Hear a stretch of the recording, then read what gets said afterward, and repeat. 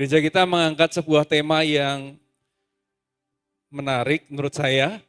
Judulnya adalah Purpose Driven Relationship. Purpose Driven Relationship. Hubungan yang mempunyai tujuan. Sama-sama katakan yuk, hubungan yang mempunyai tujuan. Nah, sebelum saya lebih lanjut supaya Bapak Ibu nggak salah mengerti, saya tahu pasti kalau kita di Semarang, kita punya istilah bahasa Jawa yang tidak asing buat kita. Nanti Bapak Ibu tolong lanjutkan apa yang saya katakan ya. Kalau Bapak Ibu pastinya saya yakin sangat sering dengar ini. Mangan, ora mangan, sing penting. Sing penting, kumpul, betul. Mangan, ora mangan, sing penting kumpul. Saya bersyukur kita punya budaya yang luar biasa, budaya yang indah, budaya di mana kita menghargai kebersamaan. Beberapa dari Bapak Ibu senyum-senyum berkata, mangan ora mangan, sing penting kumpul.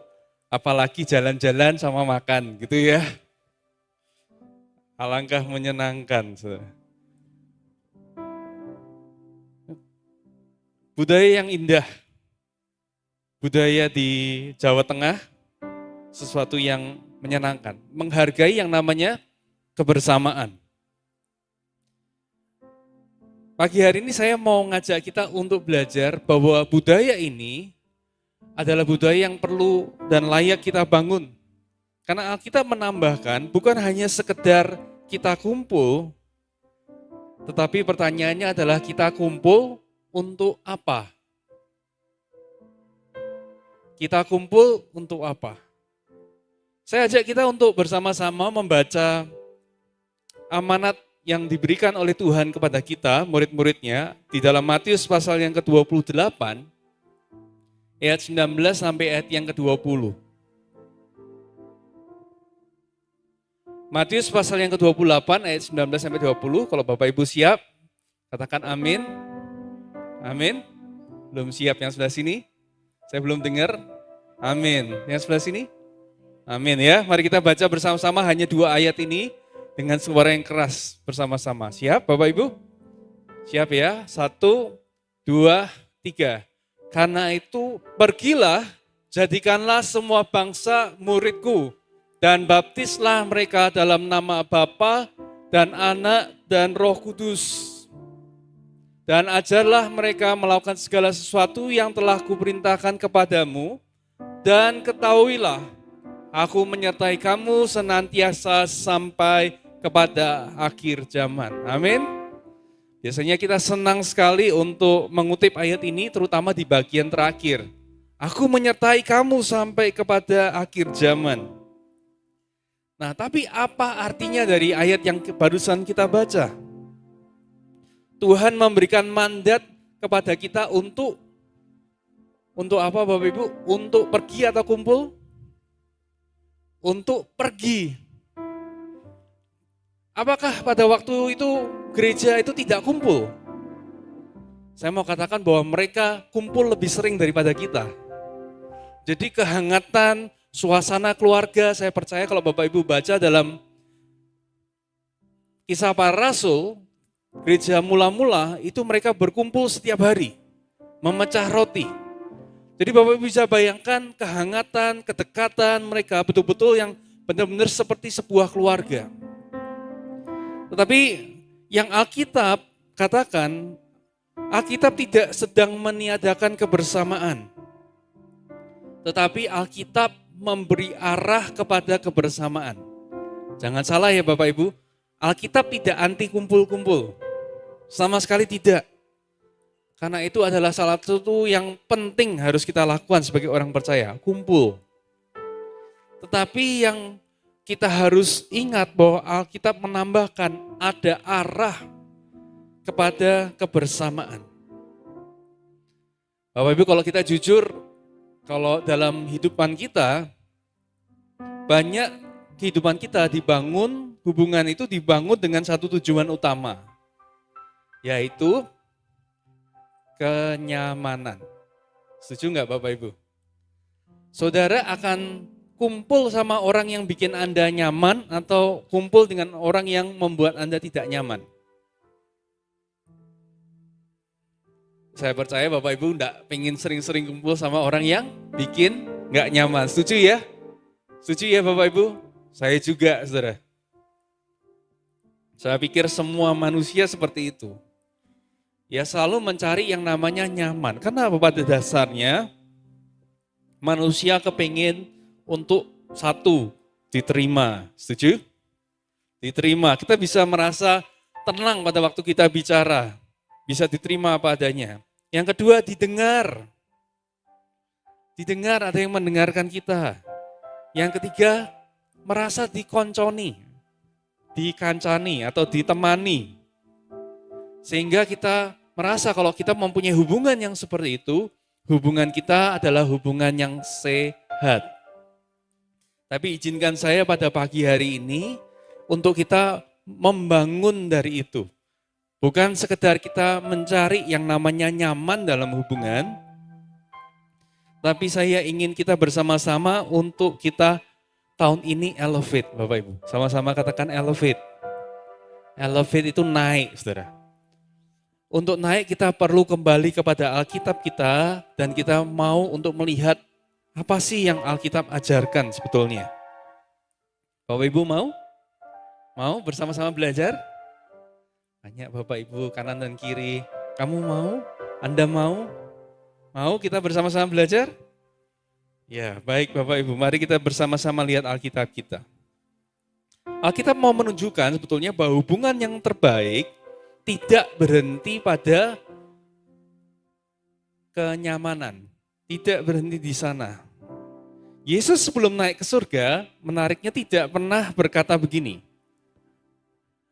Tidak pernah berkata, pergilah dan saling menguatkan. Pergilah dan saling menguatkan saja. Tapi dia berkata, pergi dan jadikanlah semua bangsa murid. Coba kita mundur ke belakang boleh ke ayat 19 sekali lagi. Memastikan saya tidak mengutip salah ya. Betul ya? Karena itu pergilah dan saling menguatkan satu sama lain saja. Enggak, Bapak Ibu baca di ayat ini berkata apa? Karena itu pergilah dan jadikanlah semua bangsa muridku. Jadi poinnya bukan di saling menguatkan, tetapi jadikanlah semua bangsa murid. Kalau dan kita perhatikan ayat ini 19 dan 20, amanat agung itu tidak diberikan kepada individu. Tidak diberikan kepada orang per orang. Tetapi diberikan kepada sebuah komunitas. Sama-sama katakan komunitas. Ya, jadi bukan tugas untuk kita pergi jadikanlah semua bangsa murid. Itu bukan individu per individu.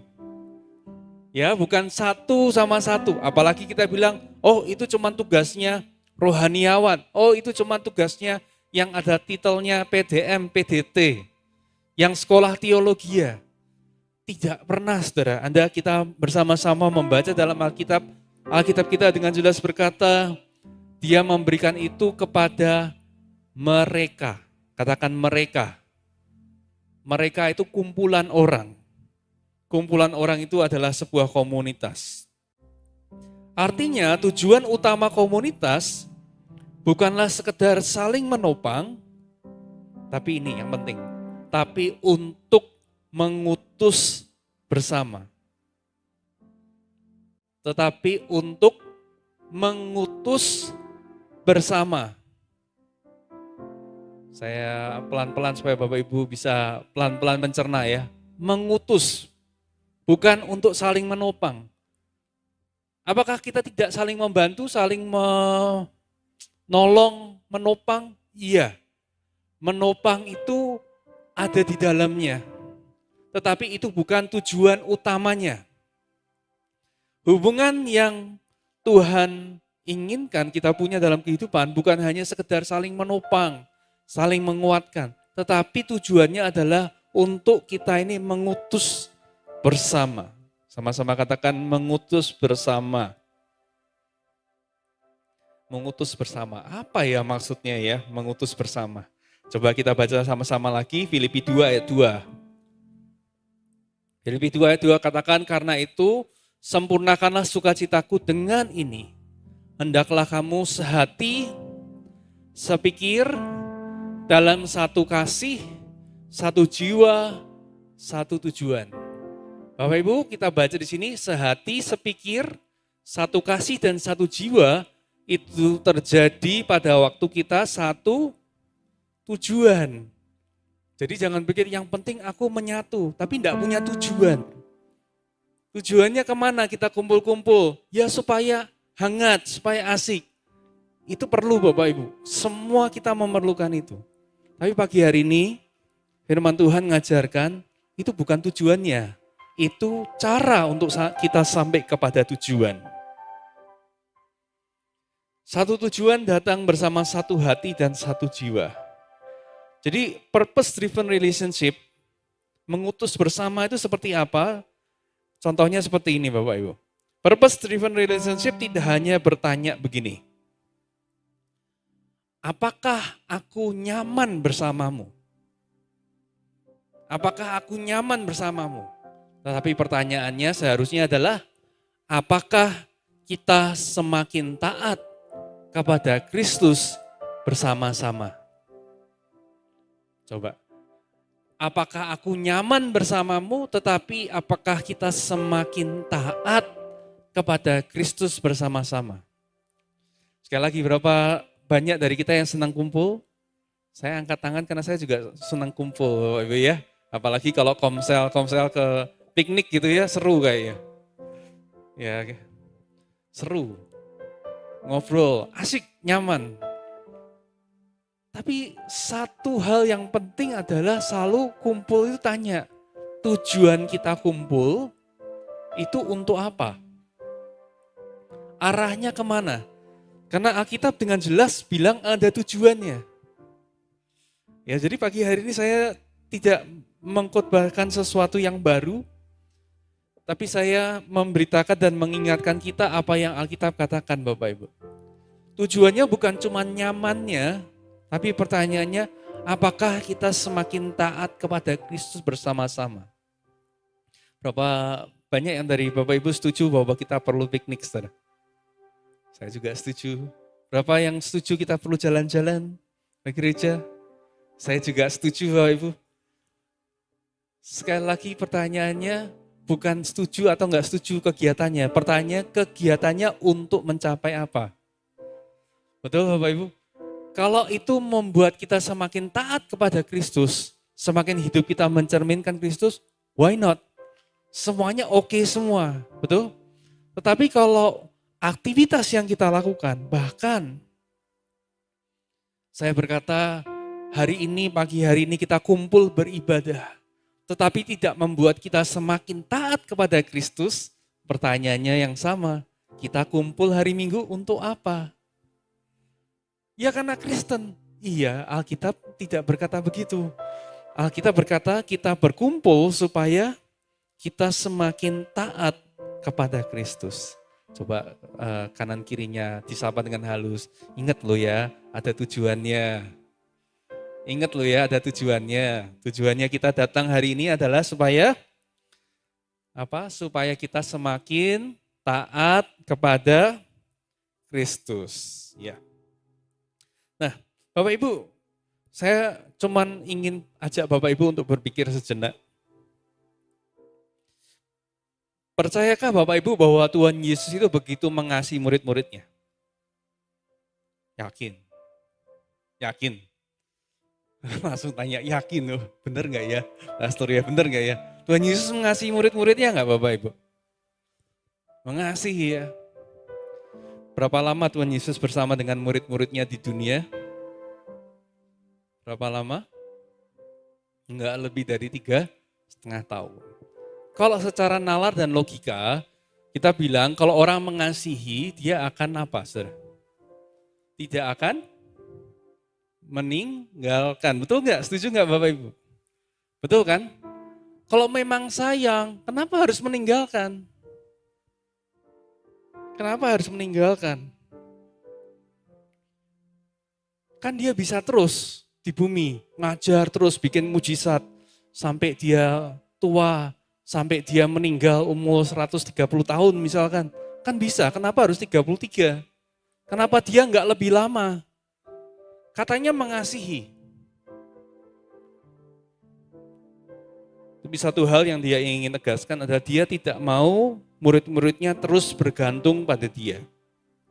Bahkan di kitab Yohanes dikatakan bahwa dia bilang sama murid-muridnya, aku terus terang sama kamu. Dia bilang, adalah lebih baik jika aku pergi. Supaya penolong itu bisa datang. Nah, saya percaya seperti kita, murid-murid juga bingung. Katanya sayang, katanya mengasihi. Tapi kok Tuhan ninggal kita pergi? Kok enggak menemani kita? Kalau ada sedikit pilek gitu kan, tinggal datang ke Tuhan Yesus, sembuh langsung. Saudara. Anda mau sakit apa, saudara, kumpul terus sama Tuhan Yesus kan, beres semuanya. Persoalan apa? Beres. Kenapa katanya Tuhan Yesus mengasihi, tapi dia meninggalkan? Bukankah meninggalkan itu identik dengan tidak mengasihi?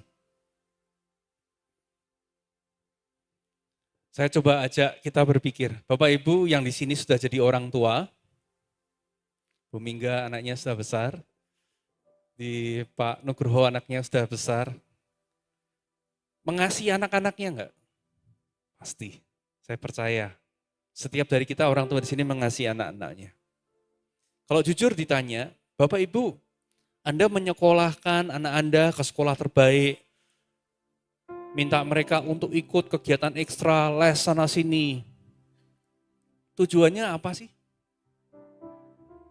Tujuannya apa? Mereka dikasih sayang, dikasih uang jajan, kumpul terus sama Bapak Ibu. Tujuannya apa? Apakah tujuannya supaya seumur hidup mereka akan tinggal di rumah kita? Apakah Bapak Ibu berharap mereka begitu dikasih sampai mereka tidak bisa berbuat apa-apa tanpa kita? Saudara? Saya percaya Bapak Ibu dari sini ada yang bahkan rela menyekolahkan anaknya keluar kota. Bahkan ke luar negeri karena Anda merasa itu pendidikan yang baik. Berani bayar harga mahal. Tujuannya apa? Supaya mereka terus kumpul sama kita? Enggak, Bapak Ibu. Supaya apa? Supaya mereka bisa jadi independen. Supaya mereka jadi orang berhasil. Bahkan kalau saya boleh jujur, saya tanya, lebih senang mana? Punya anak yang selalu ada di dalam rumah, apalagi kalau anak laki-laki ya, selalu ada di dalam rumah, jadi anak mama, atau dia bisa keluar sendiri, dan dia bisa hidup dan dia bisa berkarya. Bangga yang mana Bapak Ibu? Bangga yang mana? Udah kamu gak usah ikut kerja lah, kasihan kamu harus bangun jam berapa? Pak David nih harus bangun jam berapa? Jam 6 harus bangun, harus menempuh Pantai Sayung ya katanya. Kasihan, kan mestinya bapaknya bisa bilang, udahlah kumpul aja sama aku terus. Ngapain sekolah susah-susah. Ngapain harus ikut pengalaman jauh-jauh ke Amerika. Sudahlah kumpul terus. Saya percaya tidak ada satu orang tua yang normal. Menurut saya ya, Bapak Ibu saya bisa salah. Yang pingin anaknya terus nempel terus. Yang penting bergantung terus. Saya percaya setiap dari kita pun rindu punya cita-cita anak saya harus bisa hidup sendiri, hidup mandiri. Bahkan lebih baik daripada orang tuanya. Setuju ya Bapak Ibu ya? Setuju. Begitu juga Bapak kita di surga Bapak Ibu. Itu cara berpikirnya. Kenapa dia meninggalkan? Karena dia mau memberikan Roh Kudus untuk menolong kita, untuk kita tumbuh dewasa. Bukan untuk terus kumpul, yang penting kumpul. Tapi enggak pernah bertumbuh dewasa, saudara.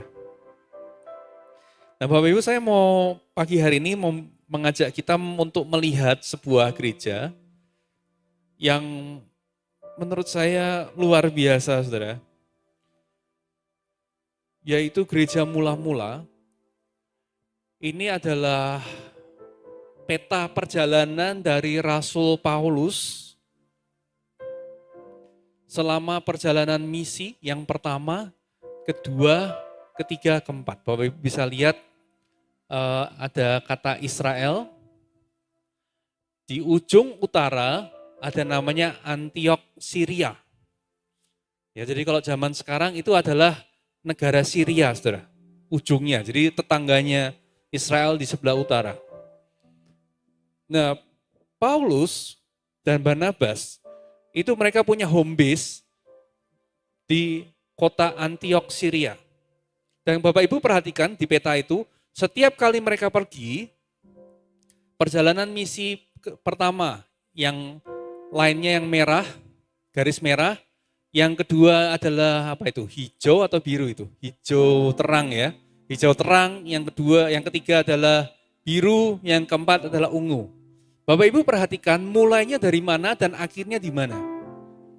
Kemanapun mereka pergi, menariknya adalah mereka selalu kembali ke tempat asal. Yaitu tempat asalnya adalah Antioquia, Syria. Jadi Antioquia, Syria ini adalah sebuah home base. Pagi hari ini kita mau pelajari bersama-sama. Mari kita sama-sama buka di dalam Kisah Para Rasul 13 ayat 1 sampai 4. Inilah kita belajar ya dari sebuah gereja namanya Antioquia. Kisah Para Rasul 13 ayat 1 sampai 4. Pada waktu itu dalam jemaat di Antioquia ada beberapa nabi dan pengajar. Ini di gereja di Antioquia. Yaitu Barnabas, Simeon yang disebut Niger, dan Lukius orang Kirene, dan Menahem yang diasuh bersama dengan Raja wilayah Herodes, dan Saulus. Jadi ada beberapa tokoh. Ayat 2 dikatakan, pada suatu hari, ketika mereka beribadah kepada Tuhan dan berpuasa, berkatalah Roh Kudus, khususkanlah Barnabas dan Saulus bagiku, untuk tugas yang telah kutentukan bagi mereka. Ayat 3, maka berpuasalah dan berdoalah mereka, dan setelah meletakkan tangan ke atas kedua orang itu, mereka membiarkan keduanya pergi. Ayat 4, oleh karena disuruh Roh Kudus, Barnabas dan Saulus berangkat ke Seleukia, dan dari situ mereka berlayar ke Siprus. Bapak Ibu kalau perhatikan di dalam Kisah Para Rasul, mulai Kisah Para Rasul 13, ini mulai menceritakan tentang perjalanan misinya Paulus. Nah, apa yang membuat perjalanan misinya Paulus ini berbeda dengan penginjilan yang lain adalah perjalanan misi ini dilakukan dengan sengaja dan dilakukan oleh sebuah gereja, sebuah komunitas. Sama-sama katakan komunitas. Sebelum Kisah Para Rasul 13, apakah Injil sudah diberitakan? Sudah Bapak Ibu, sudah diberitakan.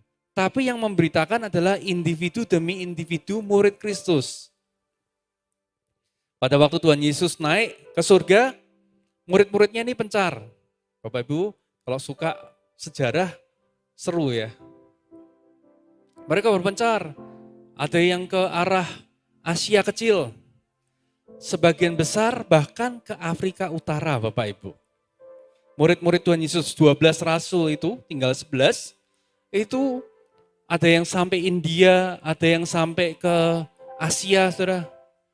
Tapi kalau Bapak Ibu tahu yang namanya negara Mesir, negara Libya, negara Tunisia, Bapak Ibu, itu adalah negara-negara Kristen pertama, saudara. Jadi, kalau sekarang kita dengar nama negara-negara itu, yang ada di dalam pikiran kita adalah agama sepupu. Padahal itu adalah yang pertama, saudara. Jadi Bapak Ibu jangan kaget suatu kali kalau punya kesempatan ke Timur Tengah, Anda ketemu dengan orangnya pakai, ya yang perempuan juga pakai jilbab gitu ya, seperti kayak jilbab. Terus sembahyang, sholat gitu, saudara. Tapi ternyata sholatnya kepada Tuhan Yesus Kristus 7 kali dalam sehari. Itulah yang disebut namanya Koptik Kristen. Itu adalah Kristen yang pertama bahkan. Ya. Jadi banyak sekali miskonsepsi. Wah, itu negara-negara yang hijau. Bukan, saudara. Turki, semua itu negara-negara yang pertama diinjak oleh murid-murid Tuhan Yesus. Saudara. Ya, sejarahnya nanti panjang Bapak Ibu bisa mempelajari kenapa bisa berubah. Saudara. Tapi itu intinya. Mereka kumpul, mereka pergi bahkan sampai ke Afrika, satu persatu sebagai misionaris. Tapi yang menarik di Kisah Para Rasul 13 adalah bukan lagi satu orang, tetapi satu kelompok komunitas, yaitu gereja Antioquia. Mereka jadi pengirim misi, saudara, pertama kali. Dan kalau kita baca terus dalam Kisah Para Rasul, hal-hal yang besar, merintis gereja di Efesus, merintis gereja di Filipi, semua itu punya basis yaitu di Antioquia. Jadi kita baca di sini bahwa mereka kumpul-kumpul, ujungnya itu adalah misi. Sekali lagi Bapak Ibu, saya mau katakan bahwa gereja itu bukan anti kumpul. Gereja itu bukan anti kumpul, tapi gereja itu anti mandek. Anti mandek. Kita dipanggil bukan hanya untuk stay together, tapi untuk go together. Sekali lagi, bukan stay together, tapi go together. Sebuah gereja kekuatannya tidak diukur dari seating capacity, tapi dari sending capacity. Kekuatan sebuah gereja tidak diukur dari berapa banyak bangku, berapa banyak jemaat yang bisa ditampung dalam sebuah kebaktian. Tetapi dari kemampuannya untuk mengirim dan mengutus orang, Bapak Ibu. Itu yang kita lihat di gereja di Antioquia. Kalau Bapak Ibu tadi baca ayat pertama, ada beberapa tokoh, dan yang dikirim adalah Barnabas dan Saulus. Dua orang terbaik dari antara mereka. Jadi yang dikirim bukan yang sisa, bukan yang kelas KW, tapi yang terbaik dari mereka yang dikirim. Nah oleh karena itu saya mau pagi hari ini kita untuk sedikit demi sedikit mengubah paradigma kita. Pada waktu kita mendengar kata gereja, apa yang terbayang? Karena kalau kita tidak membaca dan mempelajari Alkitab, kita punya stigma, oh gereja itu namanya ibadah, gereja itu namanya kumpul, gereja itu namanya aktivitas bersama. Betul Bapak Ibu? Tapi pada waktu kita mengizinkan hati kita untuk melihat apa yang ada di dalam Alkitab, kok beda ya? Mereka kumpul, bahkan kumpulnya lebih banyak dari kita. Tapi mereka kumpul untuk sebuah tujuan, yaitu untuk mereka pergi bersama. Untuk diutus bersama. Bedanya apa Pak? Ini salah satu contoh-contohnya. Relasi yang digerakkan untuk tujuan ilahi akan begini. Relasi yang digerakkan oleh tujuan ilahi akan satu, menegur dengan kasih, bukan memanjakan dosa. Relasi yang digerakkan oleh tujuan ilahi akan mendoakan panggilan, bukan hanya perasaan. Nah Bapak Ibu, kalau kita di gereja hanya sibuk menjaga perasaan, kita akan melupakan yang namanya panggilan. Orang ini dipanggil untuk apa? Orang ini punya karunia ini untuk melakukan apa?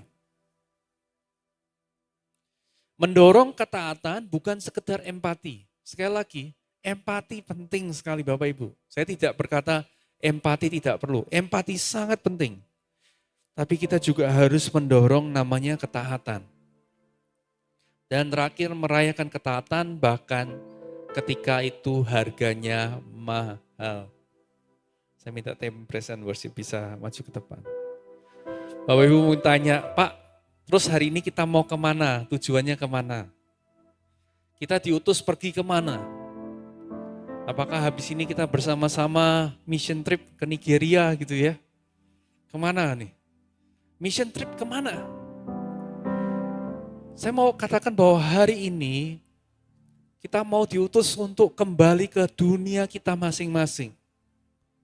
Untuk menjadi cerminan Kristus dimanapun kita berada, saudara. Saya percaya tujuan kita kumpul, tujuan kita beribadah, memuji Tuhan, mendengarkan khotbah, ikut komsel adalah apa? Sekali lagi supaya kita ini hatinya mau semakin taat kepada Kristus. Amin. Bukan semakin banyak pengetahuan tapi semakin taat. Bapak Ibu, pada saat orang-orang taat, murid-murid taat pada Kristus, sejarah mencatat bahwa ketaatan mereka itu betul-betul punya dampak yang sangat besar pada masyarakat zaman itu, saudara.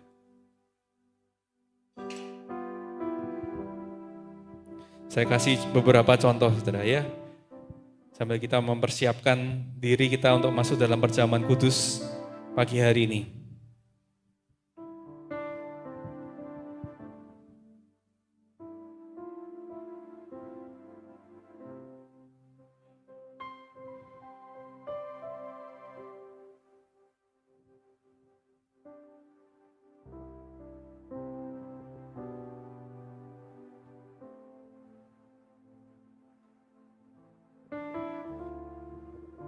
Tambahan saya akan bacakan Kisah Para Rasul 19 ayat 26.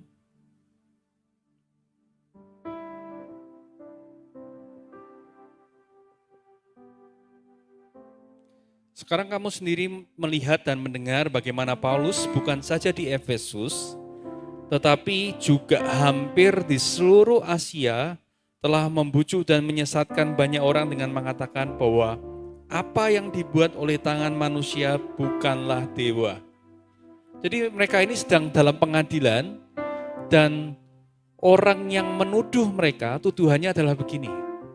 Ini Paulus membujuk dan menyesatkan, mengatakan bahwa patung yang dibuat oleh tangan manusia itu bukan dewa. Itu cuma bikinan manusia. Tapi menariknya dikatakan bukan cuma di Efesus. Efesus pada zaman itu adalah kota yang sangat besar. Ratusan ribu orang. Tapi dikatakan di seluruh Asia. Pada waktu itu membicarakan tentang Asia kecil. Daerah Turki dan sekitarnya. Jadi bisa bayangkan apa yang dikatakan oleh Paulus, apa yang disampaikan oleh para rasul-rasul ini memberi dampak bukan cuman kecil, tapi seluruh kota, bahkan seluruh provinsi pada waktu itu dengar semua. Dan mereka mendengar ada sesuatu yang berbeda dengan yang mereka ajarkan.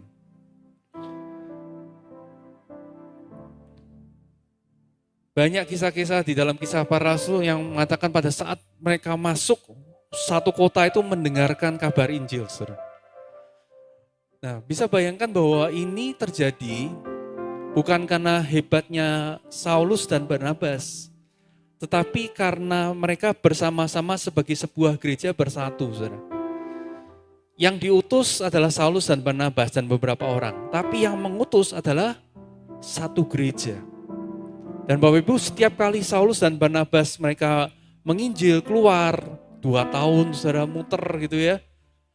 Terus mendirikan gereja, mereka kembali. Dan mereka kembali memberikan laporan, memberikan encouragement bahwa apa yang kita lakukan ini mengubah dunia. Jadi kita bisa lihat bahwa inilah sebuah pola yang kita lihat di Alkitab. Bahwa mereka kumpul bukan untuk sekedar kumpul, tapi mereka kumpul untuk mengabarkan Injil, untuk menjadikan semua bangsa murid. Saya mau tutup dengan ini Bapak Ibu. Intinya pagi hari ini kita tetap mau untuk menjadi gereja yang hangat dan saling menjaga. Setuju Bapak Ibu? Setuju ya? Gereja yang hangat, gereja yang saling menjaga, kekeluargaannya kuat. Tetapi semoga kehangatan itu menjadi bahan bakar, bukan pengganti panggilan Tuhan. Saya ulangi, kehangatan itu menjadi bahan bakar dan bukan menjadi pengganti panggilan Tuhan. Yang Tuhan inginkan bukan sekedar kita kumpul, senang kumpul. Tapi pada waktu kita kembali ke keluarga kita, perubahan dalam ketaatan kita itu membuat orang melihat, oh Kok ada ya orang yang sebegitunya mau mengampuni walaupun dia dijahatin. Kok ada ya orang yang mau mengasihi orang yang tidak terperhatikan oleh orang. Kok ada orang ya yang tidak memandang status, tidak lihat kaya atau miskin, tapi dia mau melayani. Nah, hal-hal seperti itu yang perlu dilihat orang, saudara. Kok ada ya orang yang menghadapi masalah yang begitu besar, dia tetap tenang. Dia tetap damai sejahtera, tetap bersuka cita, punya kekuatan. Saudara, itulah misi setiap kita. Itulah misi setiap kita. Kita keluar dari sini bukan untuk menjadi orang yang sama, tapi kita bertumbuh di dalam ketaatan kita. Amin. Kita kumpul tujuannya apa? Supaya kita ini dibangun. Kita kumpul supaya kita ini upgrade. Supaya pada waktu kita keluar dalam dunia kita, ketemu dengan anak kita, ketemu dengan mungkin kalau kita seorang guru, ketemu dengan murid-murid kita. Dia tanya, oh ibu kok sekarang berubah ya, sekarang kok begini ya. Ada apa ibu? Gitu ya. Saya berdoa setiap dari kita membawa Kristus, membawa misi ini ke dalam dunia kita. Di dalam pekerjaan kita, bos kita bisa lihat, wow sekarang aku lihat karyawan saya, kenapa? Apa yang beda ya? Bisa cerita, kenapa? Cara kerjamu beda.